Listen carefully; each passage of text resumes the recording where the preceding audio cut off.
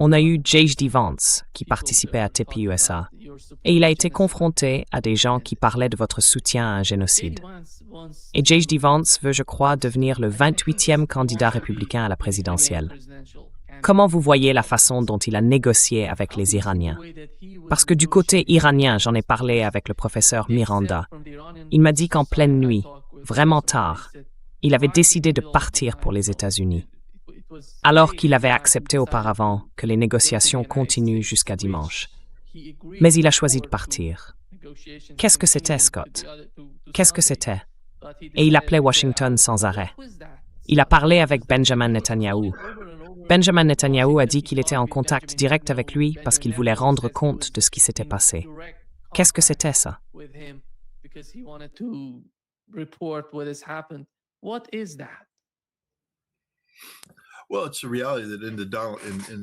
Eh bien, c'est une réalité que sous l'administration Trump, il n'existe pas de négociateur indépendant.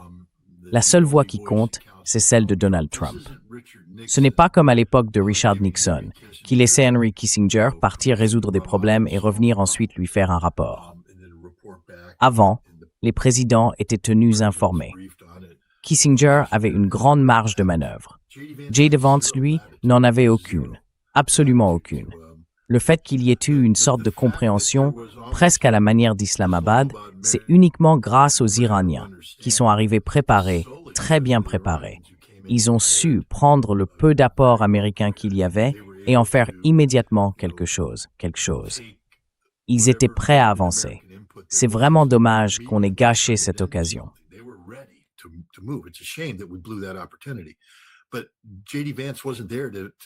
Mais J.D. Vance n'était pas là pour, à mon avis, conclure un accord.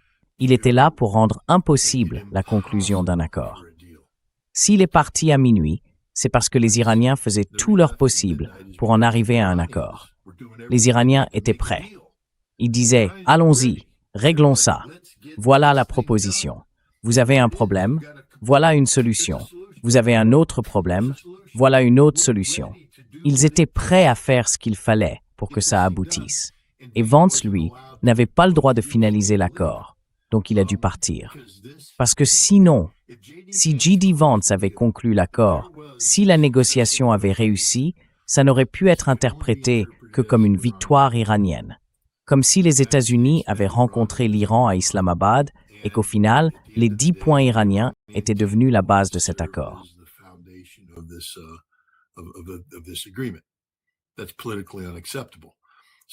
C'est politiquement inacceptable. Donc ce qu'il a fallu faire, c'est aller sur place, engager le dialogue avec les Iraniens, puis déclarer la fin des négociations à cause de leur intransigeance, se retirer en somme. Et ça a permis à Donald Trump de mettre en scène tout le théâtre politique d'un blocus qui en réalité est faux. Ça lui a aussi permis de proclamer la victoire, ce qu'il a fait. Et maintenant, il peut revenir, conclure l'accord et dire que tout ça n'a été possible que grâce à la force et à la détermination dont il a fait preuve pour montrer aux Iraniens qui commandent dans le détroit d'Ormuz.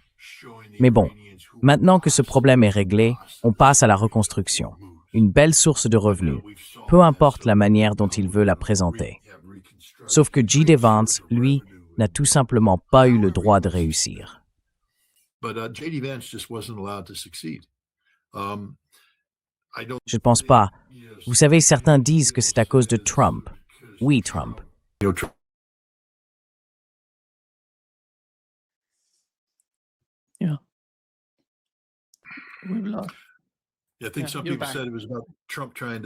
Je crois que certains ont dit que c'était Trump qui essayait de saboter Vance. Moi, je ne pense pas que ce soit ça.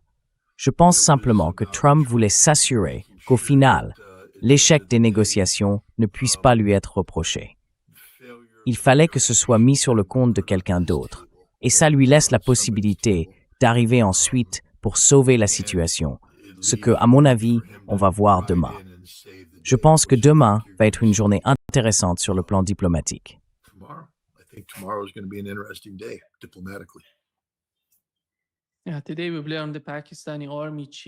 Aujourd'hui, on a appris que le chef de l'armée pakistanaise, Asim Munir, est arrivé à Téhéran avec une délégation politique et sécuritaire de haut niveau. Il transmet un message de Washington aux Iraniens. Pensez-vous que cette fois, comme vous l'avez mentionné, les Iraniens étaient prêts? Ils sont allés au Pakistan totalement préparés. Quand on regarde leur délégation, ils avaient tout. L'économie, le juridique, le politique, tout.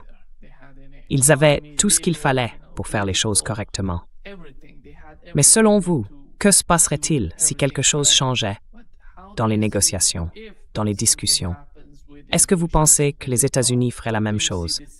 On voit de bonnes délégations, complètes, avec toutes les dimensions nécessaires pour négocier, pour dialoguer.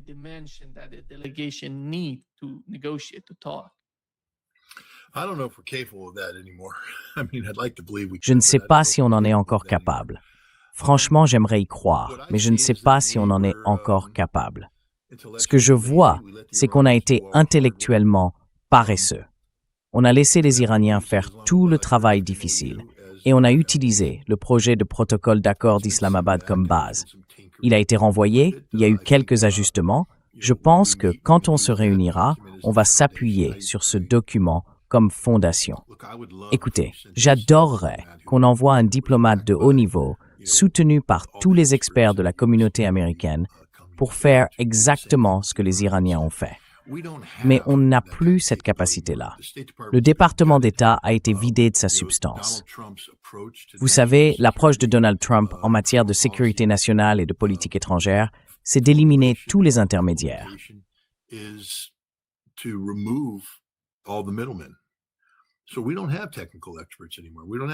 Donc, on n'a plus vraiment d'experts techniques. On n'a plus de gens qui se consacrent uniquement à cette question d'un point de vue politique. Du coup, je pense que l'équipe qu'on va envoyer sera une équipe motivée par des raisons politiques, là, pour sauver la présidence de Donald Trump. Et tout ça, c'est de la communication. Vous savez, l'Iran a déjà fait tout le travail technique difficile. Et les États-Unis, eh bien, je pense qu'on va juste envoyer une autre équipe de spécialistes du discours politique. On verra bien. Voyons à quoi ça va ressembler. Je crois aussi que le ministre pakistanais de la Défense était présent parce que les Iraniens craignaient que les États-Unis ne les abattent ou qu'ils fassent quelque chose de stupide. Et je pense que les Pakistanais ont dû rassurer les Iraniens, leur dire qu'ils n'étaient pas en train de tomber dans un piège tendu par les États-Unis.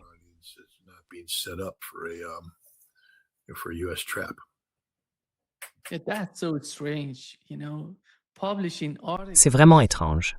Publier des articles disant que c'est une occasion de tuer des négociateurs iraniens, c'est incroyable. Il faut être complètement fou pour suggérer une chose pareille. Le type qui a écrit cet article, personne ne croirait à la moindre négociation si quelque chose comme ça arrivait. C'est typiquement l'agenda israélien, parce qu'ils ont déjà tué et assassiné des négociateurs. Les États-Unis ne peuvent pas être comme ça. Je ne crois pas que les États-Unis soient comme ça.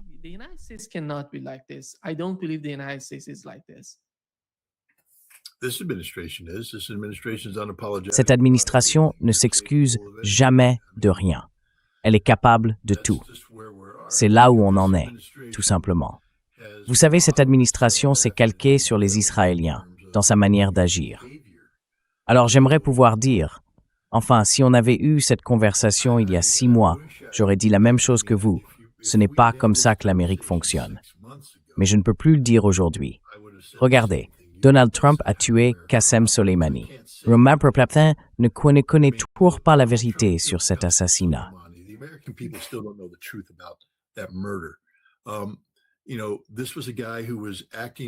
Vous savez, c'était un homme qui agissait à la demande d'acteurs régionaux pour justement créer des opportunités de paix.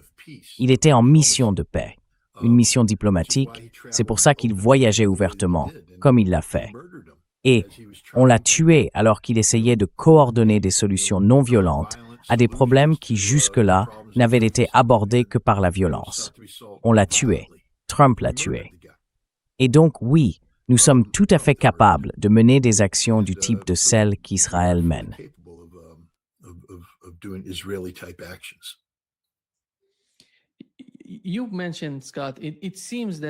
Tu l'as mentionné, Scott. On dirait que dans l'esprit de ceux qui prennent vraiment les décisions aux États-Unis et en Israël, ce gouvernement est encore perçu comme un gouvernement idéologique. On les qualifie de radicaux, et personne ne voit l'attitude pragmatique du gouvernement iranien. Moi, je dirais qu'il n'y a rien de radical dans ce gouvernement. Si on connaît les gens, si on leur parle, si on regarde la façon dont ils perçoivent le conflit, la guerre jusqu'à présent, regarde cette guerre, plus de 40 jours déjà. Il n'y a rien de radical chez eux, rien d'idéologique. Ils n'ont pas attaqué de civils, parce que dès le premier jour, tu sais, une école primaire a été bombardée par des avions de chasse. Ils n'y sont pas allés, parce qu'ils savent ce qu'ils veulent. Ils savent ce qui est réaliste pour eux. Et ça, on ne le comprend pas aux États-Unis, à mon avis, ni en Israël d'ailleurs.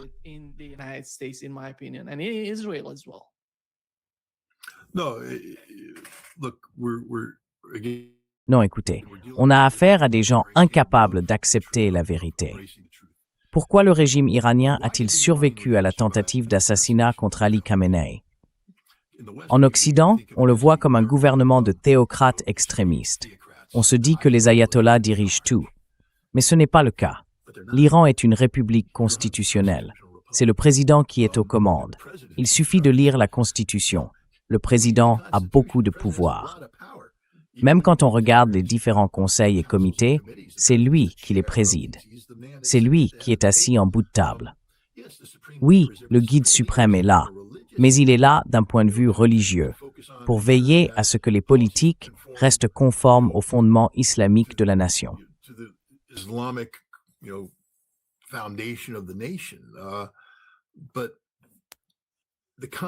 Mais la Constitution, c'est elle qui guide tout. Même le Conseil des gardiens et le Conseil du discernement sont là pour garantir, vous savez, la conformité constitutionnelle.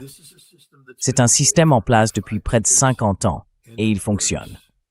Et le peuple iranien, dans l'ensemble, y croit. Il y a des abus de pouvoir, bien sûr qu'il y en a, mais dire que c'est un régime d'ayatollahs fous et radicaux, ça montre simplement qu'on ne connaît rien à l'Iran.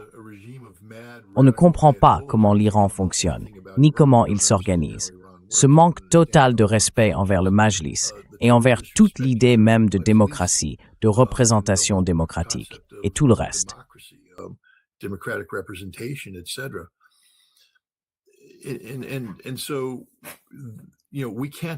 Alors, vous savez, on ne peut pas permettre à des gens qui connaissent vraiment l'Iran de conseiller le président, parce que ces politiques ne tiennent que si on croit aux fausses idées de départ sur l'Iran et sur son système de gouvernement. Mais il n'y a rien de radical dans l'Iran en soi. Je pense que ce qu'on a fait, c'est renforcer un courant plus conservateur, méfiant envers l'Occident et peut-être plus enclin à se détourner de l'Ouest pour se tourner vers l'Est de manière plus constructive. Mais même là, il faut se rappeler que ceux qui parlent de ce basculement, ce n'est pas comme s'ils s'étaient vendus à la Chine ou à la Russie. Ce sont des patriotes iraniens.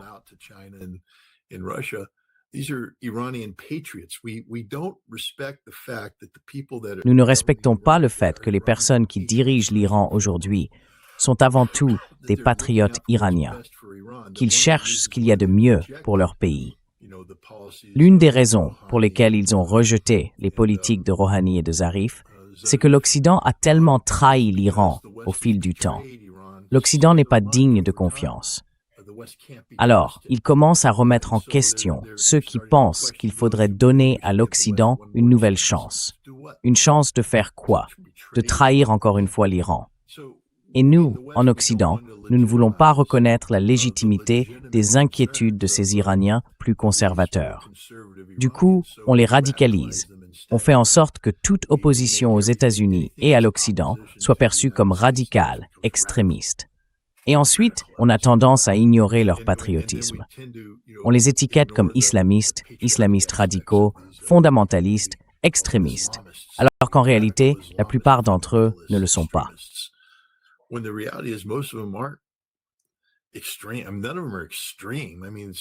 Aucun d'entre eux n'est extrémiste. Je veux dire, je pense que l'Iran est une nation profondément croyante. Et je crois que les personnes qui accèdent à des postes de direction, puisque c'est une république islamique, sont des gens dont les convictions correspondent à la vision d'une république islamique. Mais cela ne veut pas dire qu'ils sont islamistes, fondamentalistes ou extrémistes, au sens où nous utilisons ces mots pour parler du wahhabisme, du salafisme, d'Al-Qaïda, de Daesh ou de ce genre de mouvement. En Occident, on est incapable de faire la différence. Ou peut-être qu'on en est capable, mais qu'on ne veut pas le faire, parce que la vérité est complexe et qu'on préfère la simplicité.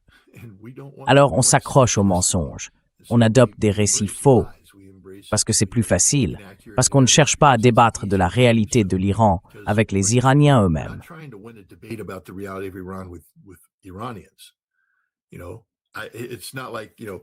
Tu sais, ce n'est pas toi que je dois convaincre. Je dois convaincre l'Américain idiot d'en face, l'Américain idiot un peu plus loin sur la route, et celui d'ici, des gens qui n'y connaissent rien.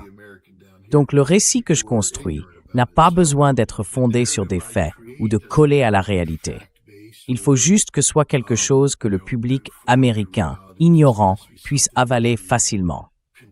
Ça doit être frustrant pour toi et pour les Iraniens qui disent « Attendez une minute, on existe vraiment. Il y a une vérité ici, une réalité ici. » Malheureusement, en Amérique, on se fiche de votre vérité ou de votre réalité. Tout ce qui nous importe, c'est de savoir comment tordre les données pour qu'elles puissent être exploitées politiquement ici aux États-Unis.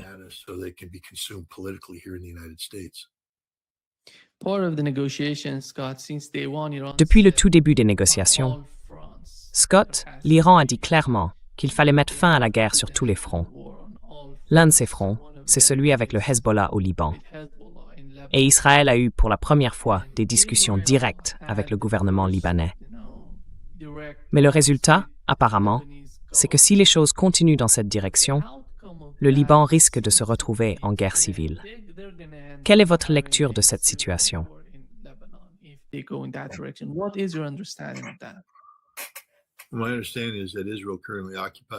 D'après ce que je comprends, Israël occupe actuellement 22% du territoire libanais. Donc, tout gouvernement libanais qui négocie avec Israël sans reconnaître cette réalité n'est pas un vrai gouvernement libanais. C'est un prolongement d'Israël. Et il faut savoir que la constitution libanaise, avec toutes les ambiguïtés du système imposé par la France, celui qui garantit la présidence à un chrétien et le poste de Premier ministre à un musulman sunnite, eh bien, tout ça fait qu'il n'y a pas de véritable démocratie.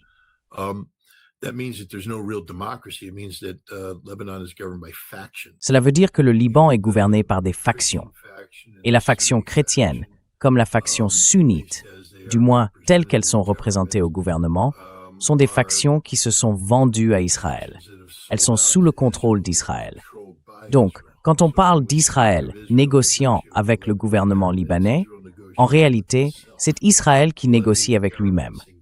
Le gouvernement libanais est incapable de faire cela.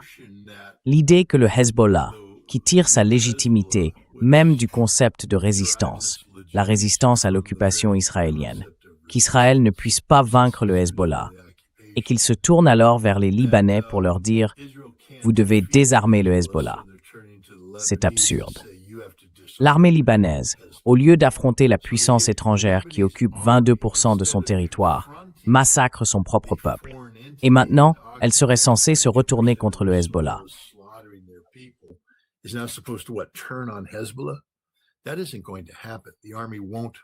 Ça n'arrivera pas. L'armée n'obéira pas à ses ordres, parce qu'elle sait très bien quelles en seraient les conséquences. L'armée ne peut pas vaincre le Hezbollah dans un affrontement direct. Et si elle essaie, ce sera la guerre civile. Et quand ce sera la guerre civile, eh bien la politique qui limite aujourd'hui le Hezbollah n'existera plus. On verra alors un autre Hezbollah. Le Hezbollah est plus puissant que l'armée libanaise, et il est même plus fort que l'armée israélienne quand il s'agit de défendre le territoire libanais.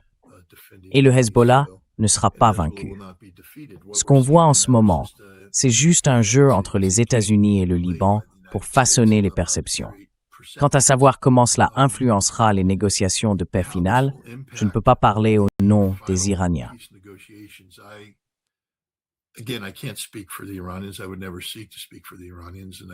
Je ne prétendrai jamais parler au nom des Iraniens, et je ne peux pas non plus parler au nom des États-Unis, car je n'en ai pas la légitimité.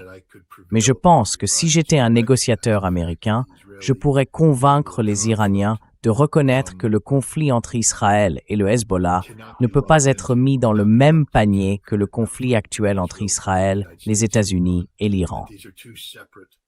Ce sont deux questions distinctes. Cela ne veut pas dire qu'on va donner carte blanche à Israël pour agir, mais il faut reconnaître la réalité. On ne résoudra pas le problème libanais aujourd'hui. Il faut donc le traiter autrement, dans un autre cadre. On peut prolonger le cessez-le-feu. On peut chercher à instaurer une cessation permanente des hostilités entre les États-Unis et l'Iran et prolonger le cessez-le-feu dans cette optique.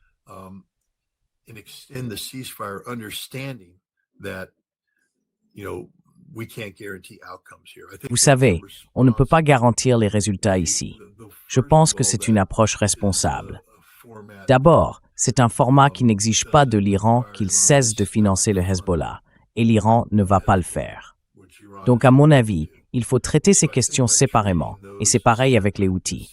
Il reste encore des différends non résolus entre l'Iran, les Houthis et l'Arabie saoudite, et ce conflit n'est pas encore terminé.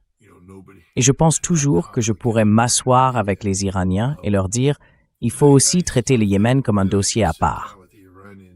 Nous devons régler notre problème fondamental, d'accord? Mais ces questions sont bien plus complexes. Elles impliquent des acteurs qui sont en dehors du cadre de notre propre conflit.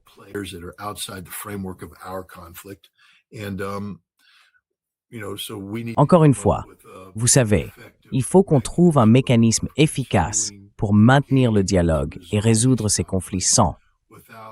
Et je dirais aux Iraniens, sans bloquer votre capacité à avancer, je veux que les sanctions contre l'Iran soient levées. C'est ce que je dirais en tant que négociateur américain. Je veux que ces sanctions soient levées. On ne peut pas les lever si on lie tout ça au Yémen et au Liban, parce que ces problèmes ne vont pas se régler du jour au lendemain. Si on les relie, ça veut dire que tout ça va traîner indéfiniment. Il faut qu'on règle nos différends pour que vous puissiez obtenir la levée des sanctions et qu'on puisse avancer, faire ce qu'on a à faire dans la région. Et il faut qu'on soit d'accord pour que tout le monde participe.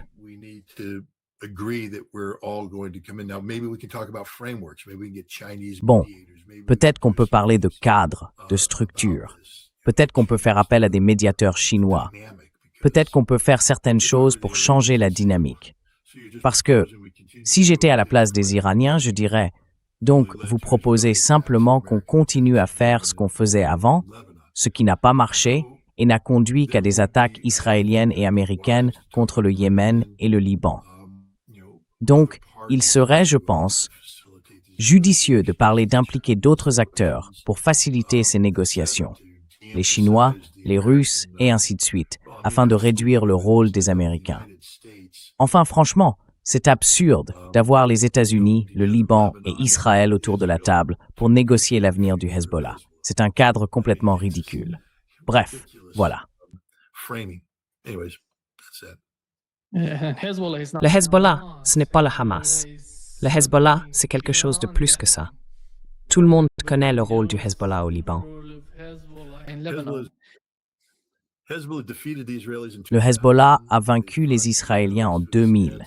Ils ont tenu tête aux Israéliens en 2006. Et aujourd'hui, ils sont en train de les battre. Donc vous savez, oui, le Hezbollah, c'est le Hezbollah. Il n'est pas prêt de disparaître.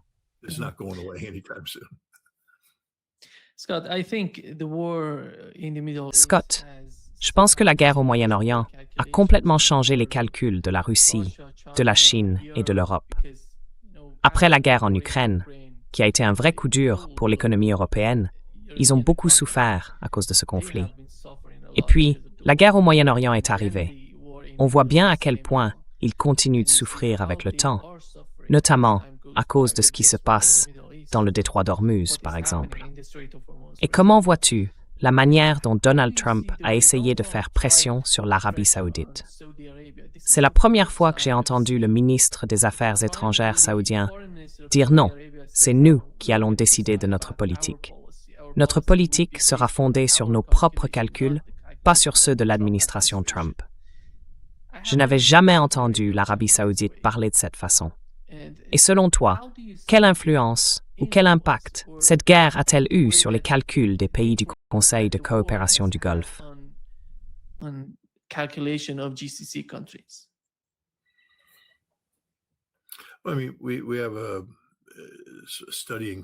Je veux dire, on a là un vrai contraste. D'un côté, l'Arabie saoudite semble plus ancrée dans la réalité, en disant clairement « c'est à nous de prendre ces décisions ». De l'autre, les Émirats arabes unis ont été, disons-le, un simple instrument des États-Unis. Ils ont même envoyé une délégation de haut niveau en Chine pour essayer de faire pression pour que Pékin cesse de soutenir l'Iran. Et franchement, je n'ai jamais vu une humiliation publique aussi flagrante que celle que la Chine a infligée à cette délégation émiratie. On ne dit pas au dragon ce qu'il doit faire. La réalité, c'est que le monde a changé. Les États-Unis ne peuvent plus se présenter comme cette superpuissance, la dernière superpuissance incontestée, garante de la sécurité mondiale, que personne n'oserait défier à cause de leur puissance militaire et économique écrasante.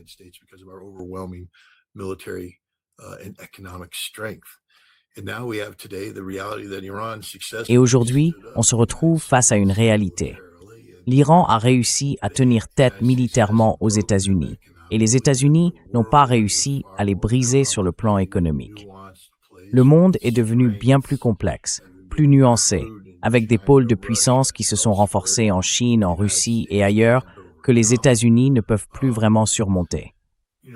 Vous savez, les pays arabes du Golfe, qui depuis près de 40 ans, avaient adhéré à la doctrine Carter, c'est-à-dire l'Amérique garantit votre sécurité. Mais en échange, vos politiques étrangères doivent s'aligner sur celles des États-Unis.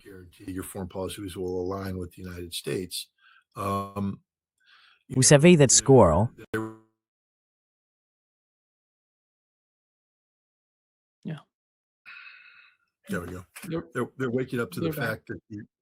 Voilà. Ils se rendent compte que les États-Unis ne peuvent plus dicter les résultats et qu'ils ne sont plus en mesure d'offrir des garanties. Du coup, ils doivent s'adapter à cette nouvelle réalité. Certains le font plus vite que d'autres. Je pense que l'Arabie saoudite commence à ouvrir les yeux, tandis que les Émirats arabes unis continuent de se complaire dans leur propre ignorance.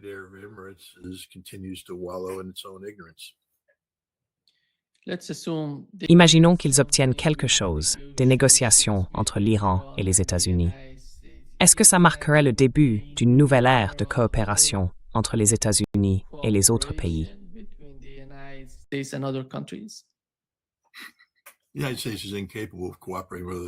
Les États-Unis sont incapables de coopérer avec d'autres pays sous Donald Trump. Vous savez, je pense que cette négociation, c'est l'exception, pas la règle. La seule façon pour les États-Unis d'adopter des changements politiques importants, qu'on pourrait qualifier de retour à la normale, c'est par la défaite. Si les États-Unis ne sont pas mis au défi, alors on continuera à faire ce qu'on a toujours fait, suivre la voie la plus facile, et ainsi de suite. En partant du principe que, vous savez, l'Amérique peut tout se permettre. Mais quand on est mis à l'épreuve et qu'on échoue, on est obligé de s'adapter. Et je pense que l'Iran est le premier exemple d'une série d'adaptations qui vont probablement se produire au cours des prochaines années. Mais attention, ce n'est pas les États-Unis qui apprennent à s'entendre avec leurs voisins. C'est les États-Unis qui sont forcés, par le poids de leurs échecs, de se réajuster.